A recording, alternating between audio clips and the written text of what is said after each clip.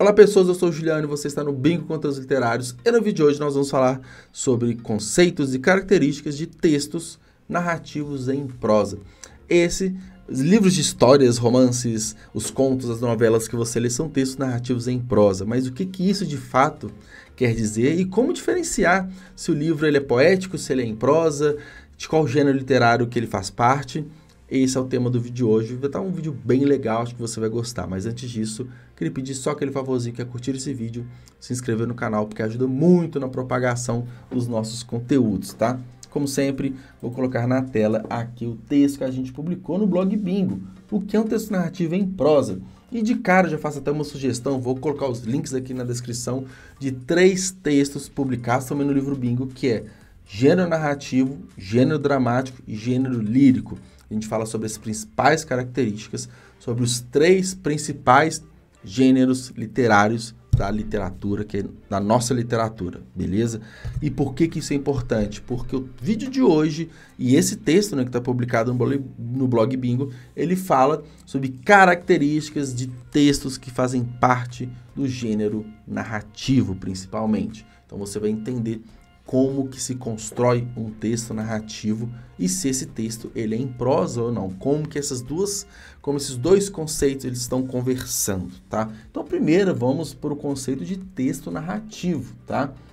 E essas pontuações aqui nos fazem entender o que de fato é um texto narrativo. E a primeira característica é que o texto é em prosa, mas a gente vai entender o que é em prosa, né, nos próximos tópicos. Mas o texto narrativo, ele conta uma história através de um narrador, por isso que o texto narrativo, alguém está narrando essa história. É uma sucessão de fatos reais ou imaginários, então uma narrativa ela é construída através da junção de fatos, tá? Que podem ser ficcionais ou não, apresenta uma estrutura com introdução, desenvolvimento e conclusão, basicamente isso. Tudo acontece em um determinado espaço e tempo, e o discurso da narrativa pode acontecer de forma direta, indireta ou indireta livre, tá? Essas são as principais características do texto narrativo. Ele tem que ter essa construção. E começa a pensar aí do último livro, um romance de ficção que você leu. Pode ser uma ficção científica, pode ser uma distopia, pode ser um suspense policial. Não importa o tema, não importa a categoria do livro, mas pense que todos esses exemplos que eu dei aqui, de Jogos Vorazes, passando pelo Hobbit, passando por qualquer livro do Harlan Coben, por exemplo, são textos narrativos, porque eles têm essas características desses 6 pontos. E aí a gente tem estrutura num texto narrativo, estrutura narrativa, que eu até falei num ponto aqui acima. A gente tem a introdução, o desenvolvimento, o clímax, que é quando o livro fica bom pra caramba, e o desfecho final.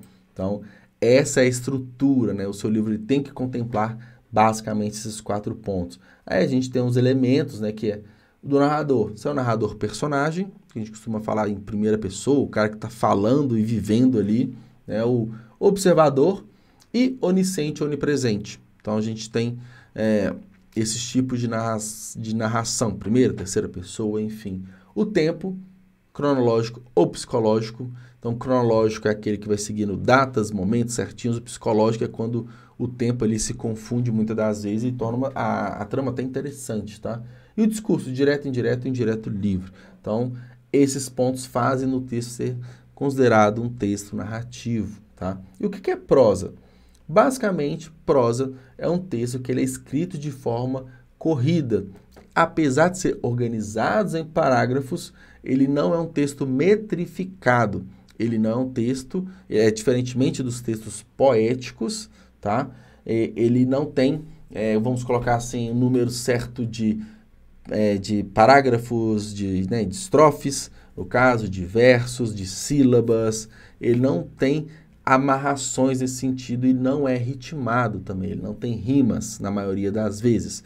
Inclusive um texto narrativo com sucessões de rimas é um texto muito pausado e muito ruim de ser lido, inclusive é um dos pontos, se você é um escritor de romance ou de contos, por exemplo, evite rimas excessivas, seu texto vai ficar muito chato, tá?